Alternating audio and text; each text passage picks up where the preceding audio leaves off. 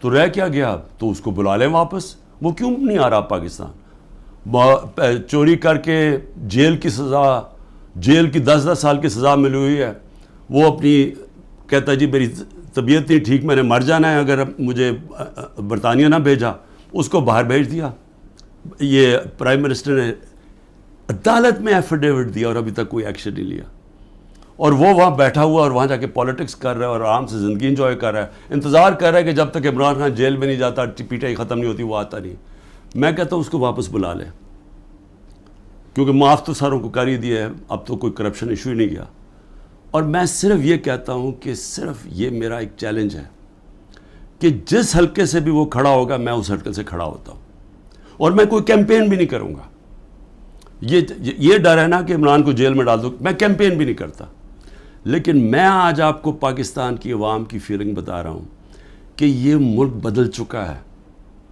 یہ ملک کبھی بھی اس طرح کے لوگوں کو اب ووٹ نہیں دے گا.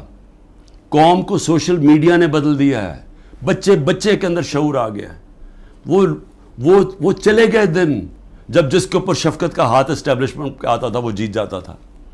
یہ آپ کو پچھلی جولائی کے اندر جب پنجاب کے الیکشنز ہوئے پتہ چل جانا چاہیے تھا کہ لوگوں کی موڈ کدھر جا رہی ہے.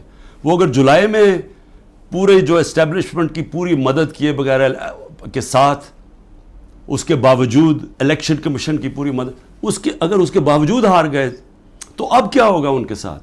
تو اس لیے ان لوگوں کو جو اپنی اب سیاسی موت دیکھ رہے ہیں اور جو اسٹیبلشمنٹ کے پیچھے چھپ رہے ہیں، جن کو کوئی فکر نہیں ہے کہ ملک کو کیا ہوتا ہے، کیونکہ ان کے پیسے باہر پڑے ہیں، ان کے تو ڈالرز میں پیسے پڑے ہوئے ہیں، ان کو تو فرق نہیں پڑنا.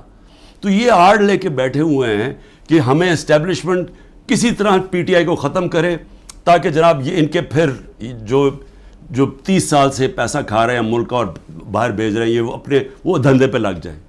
یہ ان کی ہے. لیکن جن لوگوں کا جینا مرنا پاکستان میں ہے ان کو تو سوچنا چاہیے کہ یہ تباہی کی طرف ملک کو نہ لے کے جائیں. پاکستان زندہ باد.